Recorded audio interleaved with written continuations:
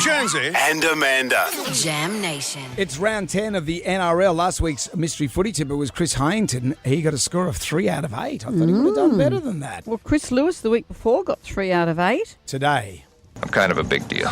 over their 15-year career, they represented Queensland as the captain of 31 State of Origin games. That's They big. That is represented big. Australia in 33 Yep. international matches. He really needs no introduction, although I've given him one. It's the King, Wally Lewis.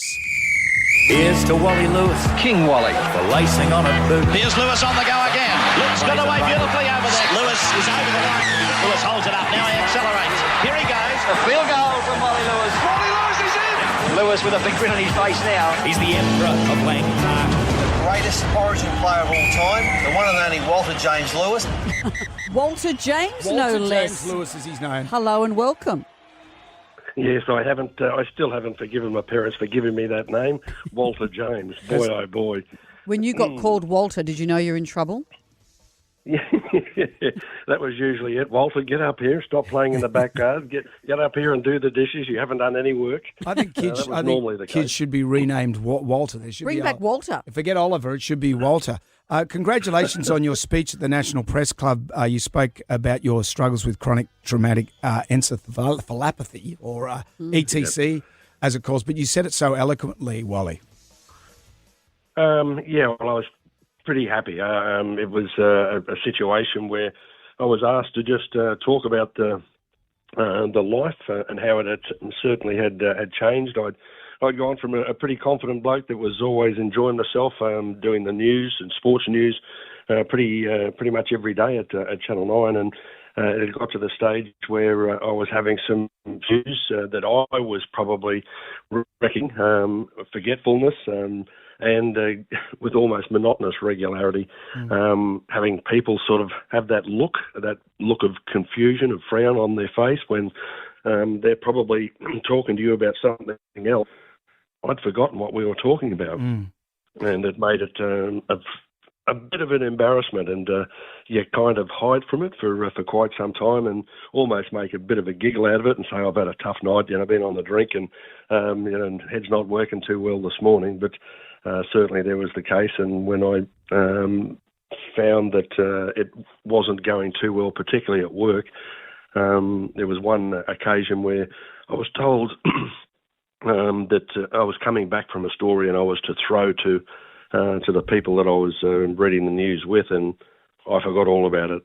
Just couldn't get it in, and the embarrassment of that presented just seemed to snowball. Were you relieved to have a diagnosis of some kind? Yes and no.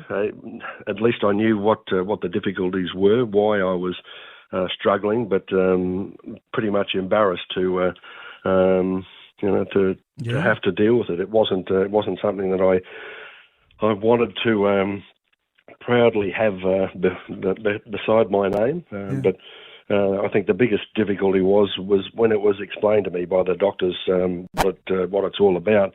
And after the diagnosis, they said it's something that we can't cure.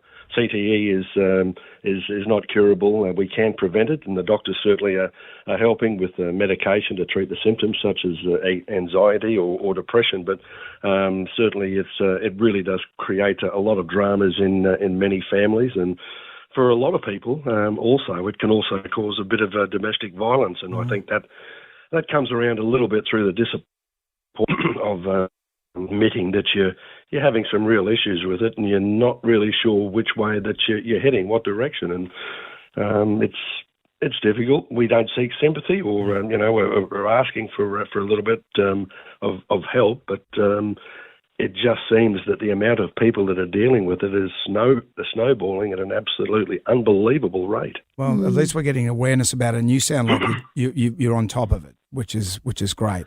Let's getting some good advice. Let's get to the footy tips. Dolphins versus the Sea Eagles. What do you think tonight? Look, this one's really tough. Playing at home, I think the Dolphins deserve to be favourites. 4th versus 5th in this one.